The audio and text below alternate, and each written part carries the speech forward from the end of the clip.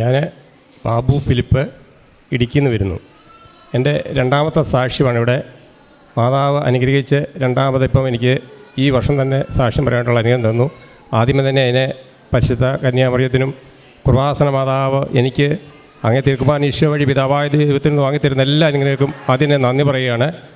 എനിക്ക് സാക്ഷ്യം പറയാനുള്ളത്, ഞാൻ കഴിഞ്ഞ പ്രാവശ്യം വിട്ടുപോയ ഒരു സാക്ഷി ആദ്യം പറയാനുള്ളത്. ഞാൻ ജോലി ചെയ്യുന്ന സ്ഥലത്തു നിന്ന് ഒരു 10 കിലോമീറ്റർ ബൈക്കിൽ സഞ്ചരിച്ചാണ് ഞാൻ താമസിക്കുന്ന സ്ഥലത്തേക്ക് പോകുന്നത്. അപ്പോൾ അത് കുറച്ച് സ്ഥലം വനപ്രദേശമാണ്. ഞാനിപ്പോൾ ഇടുക്കിയിൽ നിന്നാണ് വരുന്നെങ്കിലും ഇപ്പോൾ ജോലി ചെയ്യുന്നത് കർണാടകത്തിലാണ്. അവിടെ കുറച്ച് സ്ഥലം വനപ്രദേശത്തോട് വേണം സഞ്ചരിക്കാനായിട്ട്. അപ്പോൾ അവിടെ ഈ മാന, പന്നി, ആന അങ്ങനെയൊക്കെയുള്ള മൃഗങ്ങളുടെ ശല്യം കുറച്ചുള്ളതാണ്. അപ്പം അതിങ്ങനെ എല്ലാവരും പറഞ്ഞിട്ട് അതിൽ പോകുമ്പോൾ ഒന്ന് സൂക്ഷിക്കണം, ഇങ്ങനെ അപകടങ്ങളുണ്ടാകുന്നുണ്ട്. അതിന് ഞാനവിടെ ചെല്ലുന്ന 1 മാസം മുമ്പ് തന്നെ ഒരാളെ പന്നി ആക്രമിച്ച് 1 മാസത്തോളം കിടപ്പിലായിരുന്നു. അപ്പോൾ ഞാനൊരു ദിവസം വെച്ചാൽ എന്നും അത് കാരണം സന്ധ്യയ്ക്ക് മുമ്പായിട്ട് തന്നെ ജോലി സ്ഥലത്തു നിന്ന് താമസ സ്ഥലത്തേക്ക് പോകുമായിരുന്നു. അന്ന് ഇച്ചിരി അല്പം താമസിച്ച് പോയി. വൈകിട്ട് ഒരു 8 മണിയോളമായി. അപ്പോൾ ഇച്ചിരി സ്പീഡിൽ പോവുകയാണ്. അപ്പോഴത്തേക്ക് ഞാൻ അകലെ വെച്ച് കാണുകയാണ്. അപ്പോൾ ഞാൻ പോകുമ്പോൾ അപ്പോൾ ഇങ്ങനെ അവിടെ അപകടമുള്ള സ്ഥലമാണെന്ന് അറിഞ്ഞുകൊണ്ട് തന്നെ ഞാൻ മാതാവേ കാത്തുരക്ഷിക്കണേ, കൃപാസന മാതാവേ കാത്തുരക്ഷിക്കണമെന്ന് പറഞ്ഞ് മനസ്സിൽ പ്രാർത്ഥിച്ച് കൊന്തയൊക്കെ ചെല്ലിയാണ് ഇങ്ങനെ പോകുന്നത്. അപ്പോൾ അകലെ തന്നെ എന്തോ ഒരു ജീവി റോഡ് ക്രോസ് ചെയ്ത് താഴേക്ക് പോകുന്നത് ഞാൻ കാണുന്നുണ്ട്. അപ്പോഴത്തേക്ക് എൻ്റെ മനസ്സിൽ വിചാരിച്ച് ഇത്ര സ്പീഡിൽ പോകാം, അടുത്തത് പുറകെ ഉണ്ടാവും, അതിന് മുമ്പ് കടന്നു പോകാമല്ലോ എന്ന് വിചാരിച്ച് സ്പീഡ് കൂട്ടി ആ ജീവി കടന്നു പോയ സ്ഥലത്ത് ചെന്നപ്പോഴത്തേക്ക് ബൈക്ക് ഭയങ്കരമായ ശബ്ദം കേൾക്കുകയാണ്. ഒരു വണ്ടി തമ്മിൽ കൂട്ടിയിടിച്ചാൽ ഉണ്ടാകുന്ന ശബ്ദമാണ്. എൻ്റെ കയ്യിൽ നിന്ന് വണ്ടി വണ്ടി മറിഞ്ഞു. വണ്ടി ആയിരുന്നു, ഞാൻ പിടിവിട്ടില്ല. അപ്പം എന്താ ഇടിച്ചതെന്ന് എനിക്കറിയില്ല, ഞാനൊന്നും കണ്ടില്ല. അപ്പോൾ എൻ്റെ വണ്ടി പെട്ടെന്ന് കയ്യിൽ നിന്ന് മറിഞ്ഞു. ഞാൻ വണ്ടി തന്നെ മുറുക്കെ പിടിച്ചുകൊണ്ടിരുന്നു. വണ്ടി മറിഞ്ഞിട്ട് എൻ്റെ മുട്ട് പോയി നിലത്തിടിച്ച് കാൽപാദത്തിലെല്ലാം നല്ല വേദനയായി. അപ്പോൾ ഞാൻ എൻ്റെ മാതാവേ എന്നൊരു ഒറ്റ വിളിയാണ്, അറിയാതെ തന്നെ ഞാൻ വിളിച്ചു പോയി എൻ്റെ മാതാവേ എന്ന്. ആ വണ്ടി അവിടെ നിന്ന് പാളി ഒരൊറ്റ പോക്കാണ് അവിടെ നിന്ന്. അപ്പോഴത്തേക്ക് അതിൻ്റെ പുറകെ കുറച്ച് വണ്ടികൾ വരുന്നുണ്ട്. ഇവർ ചേട്ടാ എന്ന് വിളിക്കുന്നുണ്ട്. അവർ വിചാരിച്ച് ഞാൻ വല്ലോ കള്ളുപിടിച്ച് പൂസായിട്ട് വണ്ടി ഇങ്ങനെ വിലങ്ങി പോകുന്നതായിരിക്കുന്നു. ചേട്ടോ എന്ന് വിളിക്കുന്നുണ്ട്. ഞാൻ വണ്ടി നിർത്താൻ എനിക്കപ്പോൾ ഒന്നും തോന്നില്ല. ഞാൻ മാതാവേന്ന് വിളിച്ച് ഇങ്ങനെ വണ്ടി മുറുക്കെ പിടിച്ചങ്ങിരിക്കുക. ഈ വണ്ടി കുറച്ച് ദൂരം മുന്നോട്ടങ്ങ് പോയി നല്ല നേരെയായി. അപ്പോൾ ലെവൽ റോഡായി. അപ്പോഴത്തേക്ക് എൻ്റെ വിചാരം എൻ്റെ കാലിന് അതിശക്തമായ വേദനയുണ്ട്, കാലൊടിഞ്ഞു. അപ്പോൾ എവിടെയെങ്കിലും ഒരു പ്രകാശമുള്ള സ്ഥലത്ത് പോയിട്ട് വണ്ടി നിർത്തിയിട്ട് നോക്കാം, കാല് നീരാവും പ്രശ്നമാകുന്ന ഓർത്ത് വിചാരിച്ച് ഞാൻ ഒരു പോസ്റ്റിന് ചുവട്ടിൽ ലൈറ്റുള്ളടത്ത് കൊണ്ടുപോയി വണ്ടി നിർത്തിയിട്ട് നോക്കുമ്പോൾ വണ്ടിക്കൊന്നും സംഭവിച്ചിട്ടില്ല. എൻ്റെ കാലിൻ്റെ മുട്ടിന് ശകലം തൊലി പോയിട്ടുണ്ട്, കാലിൻ്റെ പാദത്തിൽ ശകലം തൊലി പോയിട്ടുണ്ട്. മാതാവ് എന്നെ ഇവിടെ അതിന് കാത്തുരക്ഷിച്ചു. അങ്ങനെ ഞാനിത് കഴിഞ്ഞ പ്രാവശ്യം ഇവിടെ സാക്ഷ്യം പറഞ്ഞില്ല. അപ്പം അന്ന് പോലും മാതാവിനോട് ചോദിക്കുന്നുണ്ട്, നിന്നെ ഒരു മരണത്തിൽ നിന്ന് ഞാൻ കാത്തുരക്ഷിച്ചിട്ട് നീ എന്തുകൊണ്ടത് സാക്ഷ്യപ്പെടുന്നില്ല, മഹത്വപ്പെടുന്നില്ല എന്ന് ചോദിച്ചു. അപ്പം ഒരു കാട്ടുപന്നിയായിരുന്നു വണ്ടിയുടെ ബാക്കി വന്ന് ഇടിച്ചത്. അപ്പം അത് കഴിഞ്ഞാണ് എനിക്ക് മനസ്സിലായത് പന്നിയാണ് വന്ന് ഇടിച്ചെന്നുള്ളത്. അപ്പോൾ അതിന് പുറകെ വന്ന വണ്ടിക്കാർ പറഞ്ഞു പന്നി ഇടിച്ചിട്ട് അറിഞ്ഞില്ലേ എന്നാണ് ചോദിച്ചവർ. അപ്പോൾ ഞാൻ മറിഞ്ഞു വീഴുന്നവർ കണ്ടില്ല. അങ്ങനെ മാതാവ് എന്നെ കാത്തുരക്ഷിച്ചു. രണ്ടാമത് എനിക്ക് പറയാനുള്ളത് 2 പ്രാർത്ഥനാ സഹായങ്ങളാണ്. അപ്പം ഞാൻ കഴിഞ്ഞ പ്രാവശ്യം സാക്ഷ്യം പറഞ്ഞിട്ട് യൂട്യൂബിൽ അത് കണ്ടിട്ട് ഒരു ചേച്ചി എൻ്റെ അടുത്ത് വന്ന് ചോദിച്ചു, ബാബു ഫിലിപ്പ് എന്നാണോ പേര് എന്ന് ചോദിച്ചു. ഞാൻ പറഞ്ഞു അതെ. അപ്പം നിങ്ങളുടെ സാക്ഷ്യം ഞാൻ കേട്ടായിരുന്നു. അപ്പോഴാണ് ഞാൻ അറിയുന്നത് യൂട്യൂബിലുണ്ടെന്ന്. ഞാനതുവരെ അറിഞ്ഞിരുന്നില്ല. അപ്പോൾ ആ ചേച്ചിനോട് പറഞ്ഞു, എനിക്ക് ഉപ്പും തേനൊക്കെ ഉണ്ടെങ്കിൽ ഒന്ന് തരാമോ? ഞങ്ങൾ പണ്ട് കൃപാസനത്തിലൊന്ന് പോയതാണ്. അന്ന് എൻ്റെ മകൻ ഉടമ്പടി എടുത്തു. പക്ഷേ അന്ന് കൃപാസനത്തെ പറ്റി ഇത്രയും എനിക്ക് അറിയത്തില്ലായിരുന്നു. അതുകൊണ്ട് അവൻ മേടിച്ച സാധനമൊക്കെ അവൻ ഖത്തറിന് ജോലിക്ക് പോയപ്പോൾ കൊണ്ടുപോയി. എൻ്റെ കയ്യിലൊന്നുമില്ല, എനിക്ക് ഇച്ചിരി ഉപ്പും തേനും തരാമെന്ന് ചോദിച്ചു. അപ്പോൾ തന്നെ ഞാൻ സന്തോഷത്തോടുകൂടി ഒരു കൃപാസനത്തിലുള്ള മതാവിൽ വിശ്വാസമുള്ള ഒരാളെ കിട്ടിയെന്ന് ഓർത്ത് ഞാൻ ഈ ഉപ്പും തേനും എടുത്ത് ആ ചേച്ചി കൊടുത്തു. അത് കഴിഞ്ഞ ദിവസം ചേച്ചി എന്നെ കണ്ടപ്പോൾ പറഞ്ഞു, ഞങ്ങളൊരു കുഴൽക്കിണർ അടിക്കാൻ പോവാണ്, ചേട്ടനൊന്ന് പ്രാർത്ഥിക്കണമെന്ന് പറഞ്ഞു. ഞാൻ പറഞ്ഞു പ്രാർത്ഥിച്ചോളാം എന്ന് പറഞ്ഞു. കഴിഞ്ഞ ഒരു ദിവസം ഞാൻ അതിൽ ചെന്നപ്പോൾ ഞാൻ ചോദിച്ചു, എന്നോട് പറഞ്ഞു ഇതേ ഇവിടെ ഞങ്ങൾ കിണർ കുഴിക്കുന്നത് എന്ന് പറഞ്ഞു, സാധനം കണ്ട സ്ഥലം. അപ്പം ഞാൻ കാണിച്ചപ്പോൾ തന്നെ എൻ്റെ മനസ്സിൽ പറഞ്ഞു ഇവിടെ വെള്ളം കിട്ടില്ലല്ലോ എന്ന്. അപ്പോൾ ഞാൻ പറഞ്ഞു രണ്ടാമതൊരാളെ വിളിച്ച് സാധനം കാണിക്കാൻ മേലായിരുന്നോ എന്ന് ചോദിച്ചു. അപ്പോൾ ആ ചേച്ചി കുറച്ച് വിശ്വാസത്തോടെ പറയണേ, കൃപാസന മാതാവ് ഞങ്ങൾക്ക് വിശ്വാസമുണ്ട്, ഉറപ്പായിട്ടും വെള്ളം കിട്ടും, എൻ്റെ മാതാവ് എനിക്ക് വെള്ളം തരുമെന്ന് പറഞ്ഞു. അപ്പം ഞാൻ പറഞ്ഞു ചേച്ചിയുടെ വിശ്വാസം ചേച്ചിയെ രക്ഷിക്കട്ടെ എന്ന് പറഞ്ഞു. അപ്പം ഞാൻ പറഞ്ഞു ചേച്ചി കിണറടിക്കുന്നതിന് മുമ്പ് ചേച്ചി പ്രാർത്ഥിക്കണം, കൃപാസന മാതാവിനോട് പ്രാർത്ഥിച്ച് ഉപ്പൊക്കെ ഇട്ട് അവൻ അച്ഛനെ വിളിച്ചൊന്ന് പ്രാർത്ഥിച്ചിട്ട് ഉപവാസമൊക്കെ എടുത്തിട്ട് കിണർ കുഴിക്കാവുള്ളൂ കേട്ടോ എന്ന് പറഞ്ഞു. അങ്ങനെ ചെയ്യുള്ളൂ എന്ന് പറഞ്ഞു. അത് കഴിഞ്ഞ് ഈ കിണർ കുഴിക്കാനായിട്ട് വണ്ടി വന്നപ്പോൾ എന്നോട് വിളിച്ചിട്ട് പറഞ്ഞു, വണ്ടി വന്നിട്ടുണ്ട്, കിണർ കുഴിക്കാൻ പോവുകയാണ്, ചേട്ടൻ പ്രാർത്ഥന കേട്ടോ എന്ന് പറഞ്ഞു. അപ്പോൾ ഞാൻ പറഞ്ഞു പ്രാർത്ഥിച്ചോളാം, സമയമുണ്ട് ഇവിടം വരെ വരാമെന്ന് ചോദിച്ചു. ഞാൻ പറഞ്ഞു എനിക്കിപ്പോൾ ഞാൻ തിരക്കില്ല, പണിയിലാണ്, അതുകൊണ്ട് ഇപ്പോൾ സമയം കിട്ടും വരാമെന്ന് പറഞ്ഞു. അത് കഴിഞ്ഞ് ചേച്ചി ഒരു 200 അടി അടിച്ചപ്പോൾ പറഞ്ഞു 250 അടിക്ക് വെള്ളം കിട്ടുമെന്ന് പറഞ്ഞത്. 200 അടി അടിച്ച് വെള്ളമൊന്നും കിട്ടിയിട്ടില്ല, പ്രാർത്ഥിക്കുന്നില്ല. ഞാൻ പ്രാർത്ഥിക്കുന്നുണ്ട്, അടിച്ചോളാൻ പറഞ്ഞു. അത് കഴിഞ്ഞൊരു 300 അടിയായപ്പോൾ എന്നെ വിളിച്ച് രാത്രി 8-8:30 ആയപ്പോഴത്തേക്ക് വിളിച്ചിട്ട് പറഞ്ഞു, വെള്ളം കിട്ടിയില്ല ചേട്ടാ, പാറപ്പൊടി തന്നെയാണ്, ചേട്ടൻ പ്രാർത്ഥിക്കുന്നില്ലെന്ന് ചോദിച്ചു. അപ്പോൾ ഞാൻ പറഞ്ഞു ഞാൻ പ്രാർത്ഥിക്കുന്നുണ്ട്, ഞാൻ അങ്ങോട്ട് വരാൻ കേട്ടോ എന്ന് പറഞ്ഞു. അപ്പം ഞാൻ കഴിഞ്ഞ് എൻ്റെ പണിയൊക്കെ നിർത്തിയിട്ട് ഞാൻ എൻ്റെ റൂമിൽ കയറി പ്രാർത്ഥിക്കുന്നത് തിരിയൊക്കെ കത്തിച്ച്, നീലത്തിരിയും പച്ചത്തിരിയൊക്കെ കത്തിച്ച് വെച്ചിട്ട് ഞാൻ മാതാവിനോട് പറഞ്ഞു, മാതാവി വെള്ളം കിട്ടിയാലെന്നാണല്ലോ മാതാവ് പറഞ്ഞത്. അപ്പം ഞാൻ പറഞ്ഞത് വെള്ളം കിട്ടിയാലെന്നാ ചേച്ചിയോട് ഞാൻ പറയുകയും ചെയ്തു. അപ്പോൾ ചേച്ചിയോട് ചോദിച്ചു, ചേട്ടൻ അങ്ങോട്ട് ഉറപ്പിച്ച് പറയുന്നില്ലല്ലോ പ്രാർത്ഥിക്കാമെന്ന് പറയുന്നത്, അപ്പം ചേട്ടന് വെള്ളം കിട്ടുമെന്നുള്ള വിശ്വാസം ഇല്ലെന്ന് ചോദിച്ചു. ഞാൻ പറഞ്ഞു എൻ്റെ മനസ്സ് അങ്ങനെ പറയുന്നതെന്ന് പറഞ്ഞു. അപ്പം ഇല്ല ചേട്ടാ, കിട്ടും ചേട്ടാ, വെള്ളം കിട്ടും എന്നാലും ചേച്ചി വീണ്ടും ഉറപ്പിച്ച് പറയുക. അപ്പം ഞാൻ പറഞ്ഞു, മാതാവ് വെള്ളം കിട്ടിയാലെന്നാണല്ലോ മാതാവ് പറഞ്ഞത്, ഇപ്പം വെള്ളം അവർക്ക് കിട്ടുന്നില്ല, അവർ ലോൺ എടുത്താണ് കിണറടിക്കുന്നത്. ആ ചേച്ചിയുടെ വിശ്വാസത്തെ ഓർത്തെങ്കിലും മാതാവ് അങ്ങ് വെള്ളം കൊടുക്കണം. പക്ഷേ വെള്ളം കിട്ടുമ്പോൾ മാതാവാണ് വെള്ളം കൊടുത്തതെന്ന് എല്ലാവർക്കും ബോധ്യപ്പെടുന്ന രീതിയിൽ വെള്ളം കൊടുക്കണേ എന്ന് പ്രാർത്ഥിച്ചു. എന്നിട്ട് ഞാൻ പ്രാർത്ഥിച്ച് ഈ കാശുവോ എടുത്തു, ഞാൻ പുറത്തേക്ക് ഇറങ്ങി പോകാനായിട്ട്. അപ്പോഴത്തേക്ക് എൻ്റെ മനസ്സിൽ നിന്ന് പറയുകയാണെ, നീ ഉടമ്പടി ഉപ്പെടുക്കെ, ഉടമ്പടി എടുത്ത് കൊണ്ടുപോയി അവിടെ കൊണ്ടുപോയി ഇടേ, അപ്പം വെള്ളം കിട്ടുമെന്ന് പറഞ്ഞു. അപ്പോൾ ഞാൻ തിരിച്ച് കയറി ഉടമ്പടി ഒപ്പൊക്കെ എടുത്ത് ഒരു പേപ്പറെടുത്ത് കുറച്ചെടുത്ത് പ്രാർത്ഥിച്ച് മാതാവിനെ രൂപത്തിലൊക്കെ വെച്ച് ഞാൻ കൊണ്ടുപോവാണ്. അവിടെ ചെന്നപ്പോഴത്തേക്ക് കുറച്ചേറെ ആൾക്കാർ അവിടെ കൂടി നിൽപ്പുണ്ട്. വെള്ളം കിട്ടിയിട്ടില്ല, 300 അടി വെള്ളമായി. അപ്പം കിണർ അടി നിർത്താമെന്നുള്ള രീതിയിൽ നിൽക്കുക.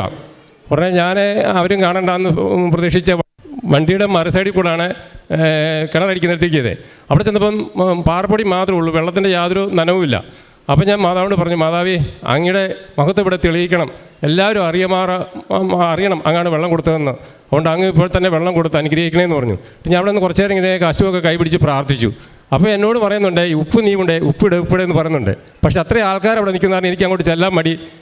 അവരെന്നെ ആരും കാണുന്നില്ല, ഞാൻ പറയുന്നത് പ്രാർത്ഥിക്കുന്നത്. കാരണം ഞാനങ്ങനെ മടിച്ചു നിന്നു. അപ്പം മടിച്ചു നിന്നപ്പോഴത്തേക്ക് ഞാൻ അതിൽ പ്രാർത്ഥിക്കുകയാണ്, വിശ്വാസപ്രമാണം ചെല്ലുകയാണ്. അവിടെ നിന്ന് വിശ്വാസപ്രമാണം ചൊല്ലിക്കൊണ്ടിരിക്കുക. അപ്പം ഇതല്ല അത്ഭുതം സംഭവിച്ചത് വേറൊന്നാണ്. ഞാനിവിടെ ഉപ്പിടാൻ മടിച്ചു നിന്ന സമയത്ത് ആ ചേച്ചി അതിന് കുറച്ച് മുമ്പ്, ഞാൻ ചെല്ലുന്നതിന് തൊട്ട് മുമ്പായിട്ട് എല്ലാവരും പറഞ്ഞു വെള്ളം കിട്ടിയാൽ ഇനിയും വെറുതെ കാശ് കളയണ്ട, നിർത്തിക്കോളാൻ പറയുക. ആ സമയത്ത് ചേച്ചി പറഞ്ഞു, വെള്ളം കിണറടി നിർത്താൻ വരട്ടെ, ഇത് കിട്ടിയില്ലെങ്കിൽ വേറെ കിണറടിക്കണം, എന്നിട്ട് പോയാൽ മതി എന്ന് പറഞ്ഞു. എന്നിട്ട് ആ ചേച്ചി മുറി കയറി, ചേച്ചിക്ക് ഒരു പ്രാർത്ഥനാ റൂമുണ്ട്, അവിടെ കയറി ബൈബിൾ വായിക്കുക. അപ്പോൾ ആ ചേച്ചിക്ക് പ്രചോദനം ഉണ്ടാവുകയാണ്, നീ എഴുന്നേറ്റ് പോയി തേനും ഉപ്പും ആ കിണറ്റിൽ നിക്ഷേപിക്കാനായിട്ട് ഒരു പ്രചോദനം കിട്ടുക. ഉടനെ പെട്ടെന്ന് ചേച്ചി എഴുന്നേറ്റ് വന്നിട്ട് അവരോട് പറയും, വണ്ടി നിർത്താൻ പറഞ്ഞു. അപ്പോൾ അവർ വിചാരിച്ച് വെള്ളം കിട്ടാത്തതുകൊണ്ട് നിർത്താൻ പറഞ്ഞാന്ന് വിചാരിച്ചു. അവർ വണ്ടി നിർത്തി. എന്താണെന്ന് ചോദിച്ചു. ഞാനൊന്ന് പ്രാർത്ഥിക്കട്ടെ എന്ന് പറഞ്ഞു. ആ ചേച്ചി ആ പൈപ്പിലൊരു 3 കുരിശും വരച്ച് ഈ കൃപാസനമാതാവിൻ്റെ ഉപ്പാണ് എന്ന് പറഞ്ഞ് ഉപ്പ് ഇട്ട് തേന് ശാല ഒഴിച്ചു. എന്നിട്ട് കൈ വിരിച്ച് അവിടെ നിന്ന് പ്രാർത്ഥിച്ചു. കൃപാസന മാതാവ്, ഇവിടെ നാനാജാതി മതസ്ഥരാണുള്ളത്, ഇവർക്കാർക്കും കൃപാസന മാതാവിനെ പറ്റി അറിയില്ല. ഇവരെല്ലാവരും ബോധ്യപ്പെടുത്തക്ക രീതിയിൽ ഈ പൈപ്പ് തീരുന്നതിന് മുമ്പ് വെള്ളം തരണമേ എന്ന് പ്രാർത്ഥിച്ചു കൈ വിരിച്ച്. അപ്പോഴത്തേക്ക് നീ എന്തായി കാണിക്കുന്നത് ചോദിച്ചാൽ ചേച്ചിയുടെ ഭർത്താവ് വന്ന് പിടിച്ചോണ്ട് പോവാ. ഇല്ലല്ല, ഞാൻ പ്രാർത്ഥിക്കട്ടെ മാതാവ് വെള്ളം തരുന്നു. ആ സമയത്താണ് ഞാൻ അവിടെ നിന്നുകൊണ്ട് ഈ പൈപ്പ് തീരുന്നതിന് മുമ്പ് വെള്ളം തരണേന്ന് പറഞ്ഞ് ഞാനും പ്രാർത്ഥിച്ച് വിശ്വാസപ്രമാണം ചെല്ലുന്നത്. ഞങ്ങൾ 2 പേരും ഒരേ സമയത്താണ് വിശ്വാസപ്രമാണം ചെല്ലിയത്. ആ പിറ്റേ ദിവസം ഞങ്ങൾ ഫോൺ ചെയ്യുമ്പോഴാണ് ഞങ്ങൾ മനസ്സിലാക്കുന്നത്. ആ സമയത്ത് തന്നെ ഞാൻ ഇങ്ങനെ കണ്ണടച്ച് പ്രാർത്ഥിച്ചിട്ട് ഇടയ്ക്ക് കണ്ണ് തുറന്ന് നോക്കുമ്പം വെള്ളം ഇങ്ങനെ വരുവാണ്. കുറച്ച് ആദ്യം ചരൽ വന്നു, അത് കഴിഞ്ഞ് വെള്ളം വന്നു. അവർക്ക് സമർത്ഥമായ വെള്ളം കിട്ടി. 3.5 ഇഞ്ച് വെള്ളം ആ ഒരു പൈപ്പേ താത്തുള്ളൂ. പിന്നെ അവർ പറഞ്ഞു ഒരു പൈപ്പ് കൂടെ താക്കാമെന്ന് പറഞ്ഞു. ഒരു പൈപ്പ് കൂടെ താത്ത് 340 സമർത്ഥമായ വെള്ളം 3.5 ഇഞ്ച് വെള്ളം കിട്ടി. അതുപോലെ തന്നെ അതിന് മാതാവിന് പ്രത്യേകം നന്ദി പറയുന്നു. മാതാവിന് അതിന് പ്രത്യേകം 1000 നന്ദി പറയുന്നു. അതുപോലെ തന്നെ അവിടെ തന്നെ നടന്നൊരു സംഭവം, ആ ചേച്ചിയുടെ മകൻ ആക്സിഡൻ്റൊക്കെ ആയി ഇവിടെ നിന്ന് ഉടമ്പടിയൊക്കെ എടുത്ത് പോയ ആളാണ്. കഴിഞ്ഞ് വീട്ടിലിങ്ങനെ ഇരുന്നപ്പോഴത്തേക്ക് ഒരു 2 വർഷക്കാലവും മേലായിരുന്നു. കഴിഞ്ഞപ്പോഴേക്ക് അദ്ദേഹത്തിൻ്റെ പെങ്ങൾ ഖത്തറിൽ ജോലിയുണ്ട്, നേഴ്സാണ്. അപ്പോഴത്തേക്ക് അവർ പറഞ്ഞു ഇങ്ങോട്ട് വന്ന് നമുക്ക് ഇവിടെ എന്തെങ്കിലും ജോലി അന്വേഷിക്കാമെന്ന് പറഞ്ഞ് ഖത്തറിലേക്ക് പോയി. അവിടെ ചെന്നിട്ട് 10 മാസമായിട്ടും ജോലി ലഭിച്ചില്ല. അപ്പോൾ ഈ ചേച്ചിയോട് പറഞ്ഞു, ഈ പ്രാർത്ഥിച്ച് വെള്ളമൊക്കെ കിട്ടി, ഒരു കാര്യം ചെയ്യും, എൻ്റെ മകന് ജോലി കിട്ടണം.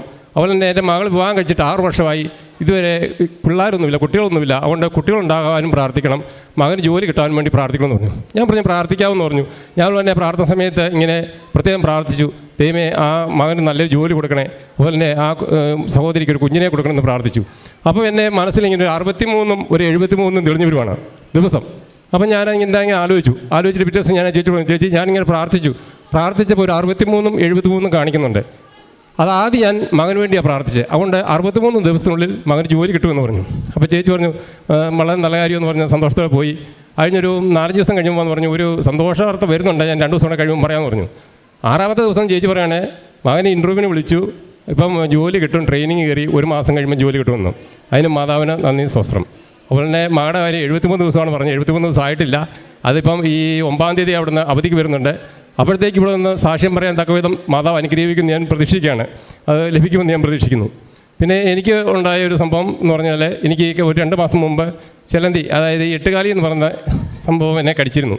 അപ്പോൾ എൻ്റെ ദേഹത്തെല്ലാം ഇങ്ങനെ ചൊറിഞ്ഞ് തടിക്കും, എന്നിട്ട് പൊട്ടും, എന്നിട്ട് വെള്ളം വരാൻ തുടങ്ങി. അപ്പോൾ ഞാൻ കുറച്ച് ആദ്യമൊക്കെ ഇച്ചിരി മൈൻഡ് ചെയ്യാൻ നടന്നു. അതിന് ദേഹത്ത് പല സ്ഥലങ്ങളിൽ ഇങ്ങനെ ചൊറിഞ്ഞ് പൊട്ടാൻ തുടങ്ങിയപ്പോഴത്തേക്ക് ഞാൻ അവിടെ പ്രൈവറ്റ് ആശുപത്രിയിൽ പോയി.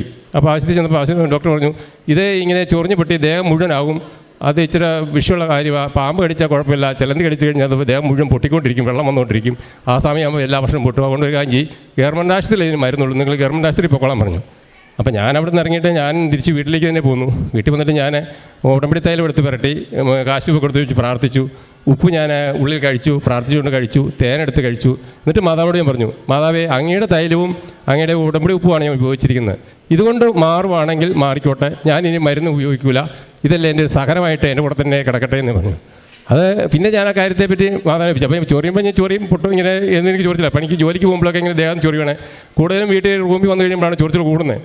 അപ്പോൾ ഞാനതൊരു സഹനമായിട്ട് കാര്യം, മാതാവേ സഹനമായിട്ട് ഇരുന്നോട്ടെ, കർത്താവ് കാവൽ താമലിൽ എന്തുമാത്രം സഹനം സഹിച്ചു, അതിൻ്റെ ഒരു സഹനമായിട്ട് എനിക്ക് ഇരുന്നോട്ടെ എന്ന് ഞാൻ പറഞ്ഞു. പക്ഷേ അത് കുറച്ച് ക്രമേണ ഒരു മാസം കൊണ്ട് കംപ്ലീറ്റ് മാറി. എൻ്റെ ദേഹത്തോട് പാടുണ്ടായിരുന്നു, പാടുപോലും ഇല്ലാതെ കംപ്ലീറ്റ് അത് ആ ചിലന്തി കടിച്ച പാടുകൾ മാറി, ചൊറിച്ചിൽ മാറി, എല്ലാം മാറി. അങ്ങനെ എനിക്ക് രോഗസൗഖ്യം നൽകി. ഞാൻ ഈ ഉടമ്പടി എടുക്കുന്നതിന് മുമ്പായിട്ട് ആദ്യം ടൗണിൽ പോയാൽ മേടിക്കുന്നത് 10 പാരസെറ്റമോളിൻ്റെ ഗുളികയാണ്. കാരണം എന്തെങ്കിലുമൊക്കെ ശരീരവേദന, പനി, ജലദോഷം, എന്തെങ്കിലുമൊക്കെ അസുഖങ്ങളായിരിക്കും, അതിനാരും മേടിക്കുന്നത്. പക്ഷേ ഞാൻ ഈ ഒരു വർഷമായിട്ട് ഉടമ്പടി എടുത്ത പിന്നെ അങ്ങനെ ഗുളികയും മേടിച്ചിട്ടില്ല, മരുന്നും മേടിച്ചിട്ടില്ല. എൻ്റെ മരുന്ന് എന്ത് അസുഖം ഉണ്ടായാലും ഉടമ്പടി തൈലം, ഉപ്പ്, തേന്, ഇത് മാത്രമേ ഞാൻ ഉപയോഗിക്കാറുള്ളൂ. എന്നിട്ട് ഞാൻ പ്രാർത്ഥിക്കും. അപ്പോൾ പിന്നെ കാരുണ്യ പ്രവൃത്തിയായിട്ട് ചെയ്യുന്നതെന്ന് പറഞ്ഞാൽ ഞാൻ അതുപോലെ തന്നെ എനിക്ക് ഉടമ്പടി എടുത്ത് കഴിഞ്ഞ ശേഷം ഏറ്റവും ഇതായിട്ട് കിട്ടിയത് എൻ്റെ ജീവിതം മാറിയെന്നുള്ളതാണ്. ഞാൻ ഉടമ്പടി എടുത്തില്ലായിരുന്നെങ്കിൽ ഞാനിപ്പോൾ ഇവിടെ കൃപാസനത്തിലല്ല നിൽക്കുന്നത്, ചിലപ്പോൾ മിക്കവാറും ജയിലിലായിരുന്നു. ഇനിയും അങ്ങനെ ഒരു പ്രവൃത്തി ചെയ്യുവാനായിട്ട് ഞാൻ അവസരം കാത്തിരുന്ന ഒരാളാണ്. എനിക്ക് ഒരു വ്യക്തിയോട് വൈരാഗ്യം ഉണ്ടായി, ശത്രുത ഉണ്ടായി. അപ്പം ഞാൻ ചെയ്യാത്തൊരു കാര്യം ചെയ്തു എന്ന് പറഞ്ഞ് അവരെന്നെ പുറത്തുനിന്ന് മുറി പൂട്ടി. പുറത്തുനിന്ന് മുറി മൂട്ടിയിട്ട് അവർ പോലീസെ വിളിച്ചു വരുത്തി.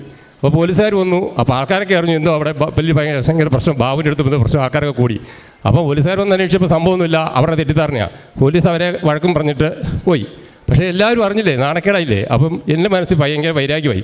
അപ്പോൾ ഇവരെ എങ്ങനെയും കൊലപ്പെടുത്തണം. പിന്നെ എൻ്റെ മനസ്സിൽ ചിന്തയാണ്, ഇവരെ ഇനി വ്യാഴിക്കാൻ പാടില്ല, ഇവരിനി ആരോടും ഇങ്ങനെ ചെയ്യരുത്. അതൊരു സ്ത്രീയായിരുന്നു. അപ്പോൾ അങ്ങനെ പുരുഷന്മാരോട് സ്ത്രീ ഇങ്ങനെ അത്രയും മോശമായ സത്യം എന്തെന്നറിയാതെ പെരുമാറരുത്, അതുകൊണ്ട് ഇവിടെ ഇനി ജീവിച്ചിക്കാൻ അനുവദിക്കരുതെന്നൊരു ധാരണയിൽ ഞാൻ പോയി 2 ലിറ്റർ പെട്രോളും ആസിഡ് മേടിച്ചു വന്നു. എന്നിട്ട് അതും പറഞ്ഞിട്ട് ഒരു കത്തിയും കൂടെ മേടിച്ചു. എന്നിട്ട് ഇതും വെച്ച് സൂക്ഷിച്ച് വെച്ചുകൊണ്ടിരിക്കുകയാണ്. എന്നിട്ട് ഇത് ഇവർക്കൊരു അവസരം കാത്തിയായിരിക്കുകയാണ് ഇത് ഉപയോഗിക്കേണ്ട. അപ്പോഴത്തേക്ക് ഇത് എൻ്റെ മുതലാളി അറിഞ്ഞു. ഞാൻ അവിടെ ജോലി ചെയ്യുന്ന മുതലാളി എന്നിട്ട് പുള്ളി പറഞ്ഞു, ആ പുള്ളിയോട് ഇനി ഒന്നിനും പോയേക്കല്ല, പുള്ളി ആസിഡ് മേടിച്ച് വെച്ചിട്ട് കത്തി മേടിച്ചിട്ടുണ്ട്, പുള്ളി എപ്പോഴാണ് പ്രയോഗിക്കുന്ന തരത്തിലാണ് സൂക്ഷിച്ച് നടന്നോളം കൊണ്ടുവന്ന് പറഞ്ഞു. അപ്പം ഞാനതായിട്ട് ഈ അവസരം പ്രാർത്ഥിച്ചിരിക്കുകയാണ്. അപ്പം മാതാവ് അതിനനുവദിച്ചില്ല. അങ്ങനെ ഇരിക്കുമ്പോഴാണ് എനിക്ക് പത്രം കിട്ടുന്നതും ഞാൻ കൃപാസനത്തിൽ വരുന്നതും. എനിക്ക് അതോടുകൂടി മാറ്റം വന്നു. ഞാൻ അവർക്ക് വേണ്ടി പ്രാർത്ഥിച്ചു. ഞാൻ അവരോട് 7ാമത്തെ ദിവസം പറഞ്ഞു, ഇവിടുന്ന് ഉടമ്പടി എടുത്ത് ഉടനെ തന്നെ ചെന്നിച്ച് എനിക്ക് നേരിട്ട് പറയാൻ ബുദ്ധിമുട്ടുള്ളതുകൊണ്ട് ഞാൻ വേറൊരു ചേച്ചിയോട് പറഞ്ഞു, എനിക്ക് ആ ചേച്ചി ഒന്ന് കാണണം എന്ന് പറയണമെന്ന് പറഞ്ഞു. എന്താണെന്ന് വെച്ചാൽ പറഞ്ഞാൽ ചേച്ചിയോട് ക്ഷമ പറയണമെന്ന് പറഞ്ഞു. അതിന് ആ ചേച്ചി വെച്ച് നിങ്ങളൊന്നും ചെയ്തില്ല, അവരല്ലേ ചെയ്തത്, പിന്നെ നിങ്ങൾ തന്നെ ക്ഷമ പറഞ്ഞു. ഞാൻ പറഞ്ഞു അങ്ങനെയല്ല, ഞാൻ അവരെ ഇങ്ങനെ ചെയ്യാനായിട്ട് ഇരുന്നതാണ്. അപ്പോൾ അത് അങ്ങനെ ഞാൻ മനസ്സിൽ ചിന്തിച്ചുകൊണ്ട് എനിക്ക് അവരോട് ക്ഷമ പറയണമെന്ന് പറഞ്ഞു. അപ്പോൾ അവർ പറഞ്ഞപ്പോഴത്തേക്ക് പറഞ്ഞു, അങ്ങനെ എന്നെപ്പറ്റി അത് ഇതൊക്കെ പറഞ്ഞിട്ടിപ്പോൾ ഞാൻ അങ്ങനെ ക്ഷമ ചോദിച്ചിട്ടുള്ള കാര്യം എന്ന് പറഞ്ഞാൽ ആ ചേച്ചി അങ്ങ് പോയി. ഞാൻ അതിലെ വന്നപ്പോൾ ഞാൻ പറഞ്ഞു എനിക്കൊരു കാര്യം പറയാനുണ്ടെന്ന് പറഞ്ഞു. ഞാനിവിടെ പറഞ്ഞു എന്നെക്കൊണ്ട് എന്തെങ്കിലും ബുദ്ധിമുട്ടുണ്ടായിട്ടുണ്ടെങ്കിൽ അതിനൊക്കെ ക്ഷമ ചോദിക്കുന്നു, നിങ്ങളെങ്ങനെ ദ്രോഹിക്കാനിരുന്നതാണ്. അതിന് ഞാൻ ദൈവത്തോട് മാപ്പ് ചോദിച്ചു, നിങ്ങളോട് മാപ്പ് ചോദിക്കുക, അവരോട് മാപ്പ് ചോദിച്ചു. അപ്പോൾ എൻ്റെ ജീവിതത്തിലുണ്ടായ ഒരു വലിയ മാറ്റമുണ്ട്. അല്ല ഞാൻ പറഞ്ഞില്ല, ഞാനിപ്പം ജയിലിൽ കിടക്കേണ്ട ആളാണ്, ഇപ്പോൾ കൃപാസനത്തിൽ വന്ന് സാക്ഷ്യം പറയുന്നത്. അപ്പം ദൈവം നമ്മളെ അനുഗ്രഹിച്ചു. അപ്പം ദൈവം നമ്മളെ ഏത് കാര്യത്തിനും നമ്മളെ വിടൂല, നമ്മളിങ്ങനെ പിടിച്ചുകൊണ്ടിരിക്കും, ഇങ്ങോട്ട് പോകാമെന്ന് പറഞ്ഞു. നമ്മൾ ദൈവത്തിൻ്റെ സ്തുതിപാഠകരായിട്ട് ദൈവം നമ്മളെ സൃഷ്ടിച്ചത് ദൈവത്തെ സ്തുതിക്കാൻ വേണ്ടിയാണ്. അപ്പം നമ്മൾ ദൈവത്തെ ഏത് സമയം സ്തുതിച്ചുകൊണ്ടിരിക്കുക. അന്നൊക്കെ എൻ്റെ ധാരണ എന്നോട് ആരെങ്കിലും ഇന്നൊരു ശ്രദ്ധ ഉണ്ടായാൽ അവരെ എങ്ങനെ നശിപ്പിക്കാം, അവർക്ക് എങ്ങനെ ദോഷം ചെയ്യാം, ആ ഒരു ചിന്തയാണ്. ഉറങ്ങാൻ കിടക്കുമ്പോഴും ഉറക്കത്തിലും പണി ചെയ്യുമ്പോഴും ഒക്കെ ആ ചിന്തയായിരുന്നു. ഇപ്പോൾ അതൊക്കെ മാറി. എൻ്റെ യേശുവെ നന്ദി, ദൈവമേ നന്ദി, കൃപാസന മാതാവേ നന്ദി, യേശുവെ സ്തുതി, ഇങ്ങനെയുള്ള ഇത് മാത്രമേ എൻ്റെ ഭാഗത്തു നിന്നുള്ളൂ. അതുപോലെ തന്നെ ഞാൻ രാവിലെ എഴുന്നേറ്റ് കഴിഞ്ഞാൽ ആദ്യം ചെയ്യുന്നത് തിരി കത്തിക്കും. അതിന് മുമ്പ് തിരി കത്തിച്ച് പ്രാർത്ഥിക്കും. ദൈവം എനിക്ക് സുഖമായൊരു നിദ്ര നൽകിയതിന് എനിക്ക് നന്ദി പറയുന്നു. ഇനി എല്ലാവിധ അനുഗ്രഹം പറഞ്ഞ് പ്രാർത്ഥിച്ചിട്ട് ഞാൻ ആ തിരിയെന്നാണ് സ്റ്റൗവിലേക്ക് തീ പിടിപ്പിക്കുന്നത്. ദൈവമേ അന്നന്ന് വേണ്ടുന്ന ആഹാരത്തിനൊരു മുടക്കവും വരുതേ എന്ന് പറഞ്ഞാണ് തിരി കത്തിക്കുന്നത്. അത് കഴിഞ്ഞ് ഞാൻ അവിടുന്ന് പ്രാർത്ഥിക്കും. എൻ്റെ 1/4 മണിക്കൂറോളം ഞാൻ പ്രാർത്ഥനയുണ്ട്, ബൈബിൾ വായിക്കും, പ്രാർത്ഥന എല്ലാം നടത്തും. അത് ഞാൻ റൂമിൽ നിന്ന് പുറത്ത് പോവുകയാണെങ്കിൽ ഞാൻ അന്നേരം തന്നെ ഈ കാശുരൂപത്തെ തൊട്ട് മാതാവിനോടും പിതാവായ ദൈവത്തോടും ഈശോയോടും പ്രാർത്ഥിക്കും. എന്നിട്ടാണ് ഞാൻ പുറത്ത് പോകുന്നത്. എപ്പോൾ തിരിച്ച് വന്നാലും ഞാൻ തിരി കത്തിച്ച് മാതാവിനും ഈശോയ്ക്കും നന്ദി പറഞ്ഞിട്ട് തിരി കത്തിച്ച് പ്രാർത്ഥിച്ചിട്ട് ഞാൻ എന്തും ചെയ്യുള്ളൂ. അതുപോലെ തന്നെ പുറത്ത് വീണ്ടും 10 പ്രാവശ്യം പുറത്ത് പോയാലും ഈ 10 വർഷവും ഞാൻ ഇത് തന്നെയാണ് ചെയ്തുകൊണ്ടിരിക്കുന്നത്. അപ്പോൾ വൈകിട്ട് ഇത് തന്നെ ചെയ്യും. അപ്പോൾ ഞാൻ എപ്പോഴും ഈശോയുടെ ദൈവസ്നേഹത്തിൽ വളരാൻ ഞാൻ പഠിച്ചു. അപ്പോൾ എനിക്ക് എന്നിൽ ദൈവസ്നേഹം വന്ന് നിറയുന്നുണ്ട്. അപ്പോൾ ഞാനിപ്പം പ്രാർത്ഥിക്കും, പല കാര്യങ്ങളും നടക്കുന്നുണ്ട്. ദൈവം ചെറുതും വലുതായ അനുഗ്രഹങ്ങൾ എനിക്ക് ഒത്തിരി തരുന്നുണ്ട്. അതുപോലെ തന്നെ ഞാൻ ഈ പന്നിയുടെ ഈ പ്രശ്നം ഉണ്ടായ പിന്നെ ഞാൻ ആഗ്രഹിച്ചു ദൈവം മാതാവേ എനിക്ക് അവിടെ അടുത്തൊരു വീട് കിട്ടിയിരുന്നെങ്കിൽ എന്ന്. അപ്പോൾ അവർ ഒരു പാർട്ടി അവിടെ ഒരു വീട് പണിയുക അവർക്ക് താമസിക്കാനായിട്ട്. അപ്പോൾ എന്നോട് ഒരു ദിവസം പറയണം ഈ വീട് വേണമെങ്കിൽ നിങ്ങൾക്ക് തന്നേക്കാം. അപ്പോൾ ഞാൻ എൻ്റെ കൂട്ടുകാരോട് പറഞ്ഞു ഈ വീട് എനിക്ക് തന്നിരുന്നെങ്കിൽ എനിക്കവിടെ താമസിക്കാമായിരുന്നു. അപ്പോൾ അവർ പറഞ്ഞു അവർക്ക് താമസിക്കാൻ വേണ്ടി വീട് പണി നിങ്ങൾക്ക് തരാൻ പോകണമെന്ന്. അപ്പോൾ അത് കഴിഞ്ഞ് കുറച്ച് ദിവസം കഴിയുമ്പോൾ അവർ തന്നെ എന്നോട് പറയണേ ഈ വീട് വേണേൽ 2 വർഷത്തേക്ക് നിങ്ങൾക്ക് നിങ്ങളിവിടെ താമസിച്ചോളെ. അപ്പം മനസ്സിൽ നമ്മളിങ്ങനെ ആഗ്രഹിച്ചാൽ മതി. അപ്പം മാതാവ് വരും. അവിടെ ഒരു ആൾക്കൊരു 3-4 വണ്ടിയുണ്ട്. അപ്പം പലരും ചോദിച്ചിട്ട് പുള്ളി വണ്ടിയൊന്നും കൊടുക്കില്ല. അപ്പോൾ ഒരു ദിവസം പുള്ളിയോട് പറഞ്ഞു, അപ്പം പറഞ്ഞ ആ കാറിങ് കിട്ടിയിരുന്നെങ്കിൽ നമുക്ക് ഉപകാരമായിരുന്നു. അപ്പോൾ ഈ സംശയങ്ങളോട് പറയണേ ഒത്തിരി പേര് ചോദിച്ചത് ഈ കാറ്, പക്ഷേ ഈ കാർ നിനക്ക് വേണേൽ ഞാൻ തരാം, വേറെ ആർക്കും കൊടുക്കില്ലെന്നോ. ഞാൻ പറഞ്ഞു എന്ത് അത് നിനക്ക് കാറ് തരണമെന്ന് എനിക്ക് തോന്നുക എന്ന് പറഞ്ഞു. അപ്പോൾ ഞാൻ പറഞ്ഞു എനിക്ക് ഈ കാറിന് വേണ്ടി, എനിക്ക് ഓമിനിയെ വേണ്ടി, കാറിൻ്റെ ആവശ്യമില്ല, ആവശ്യമുണ്ടെങ്കിൽ പറയാം. അപ്പോൾ നമ്മളങ്ങനെ ആഗ്രഹിക്കുന്നത് നമ്മളോട് ഇങ്ങോട്ട് ചോദിക്കുകയാണ്, ദൈവം ചോദിക്കുകയാണ്. അപ്പോൾ നമ്മൾ ആഗ്രഹിച്ചാൽ മതി, കൂടുതൽ യാചിച്ച് അപേക്ഷിക്കൊന്നും വേണ്ട. ഞാനിവിടെ ഉടമ്പടി എടുത്തപ്പം 6 നിയമങ്ങൾ വെച്ചിട്ടുണ്ട്.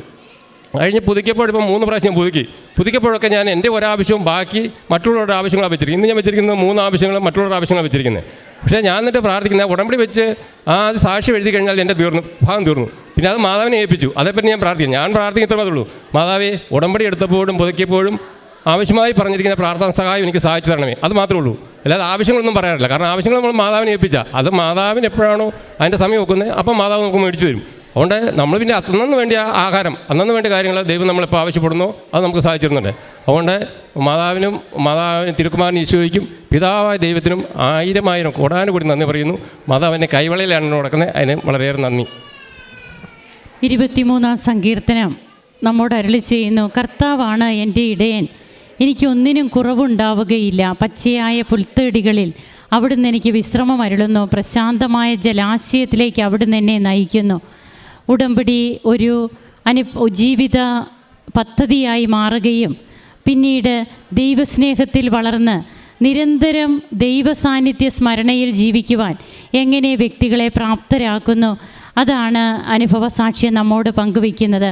അങ്ങനെ തൻ്റെ ജീവിതത്തിൽ തനിക്കും മറ്റുള്ളവർക്കും കിട്ടുന്ന കൃപകൾ പ്രാർത്ഥിക്കുവാൻ, മറ്റുള്ളവർക്ക് വേണ്ടി പ്രാർത്ഥിക്കുവാൻ നമുക്ക് തന്നെ കൃപ ലഭിക്കുകയാണ്.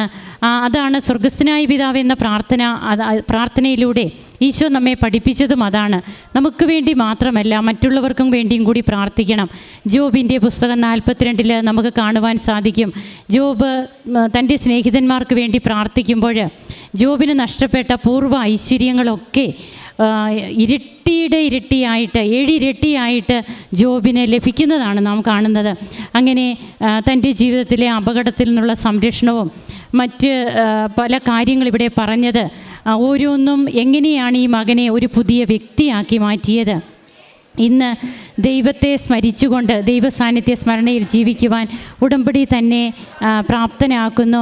അതിൻ്റെ ഒരു നന്ദി ആയിട്ട് ഉടമ്പടി ജീവിതം തന്നെ മുമ്പോട്ട് നയിക്കുവാനായിട്ട് തീരുമാനിച്ചിരിക്കുന്നു. ഇങ്ങനെ ഉടമ്പടി ജീവിതം നയിച്ച് തന്നെ തങ്ങളുടെ ജീവിതാന്ത്യം വരെ പോകണമെന്നുള്ള അനുഭവ സാക്ഷ്യങ്ങൾ ഇവിടെ പറയുന്ന എത്രയോ മക്കളാണുള്ളത്. നമുക്ക് കരങ്ങളടിച്ച് ഈശോയ്ക്കും അമ്മയ്ക്കും നന്ദി പറയാം, ദൈവത്തെ ആരാധിക്കാം, മഹത്വപ്പെടുത്താം. അത്യപൂർവ ദൈവാനുഭവങ്ങൾ ഇനി നിങ്ങൾക്കും സ്വന്തം. ഈ യൂട്യൂബ് ചാനൽ ഇതുവരെ സബ്സ്ക്രൈബ് ചെയ്തിട്ടില്ലെങ്കിൽ ഇപ്പോൾ തന്നെ സബ്സ്ക്രൈബ് ചെയ്യുക. ഈ വീഡിയോ ഇപ്പോൾ തന്നെ നിങ്ങളുടെ സുഹൃത്തുക്കൾക്ക് ഷെയർ ചെയ്തുകൊണ്ട് കർത്താവിൻ്റെ പ്രേക്ഷിതരാകുക.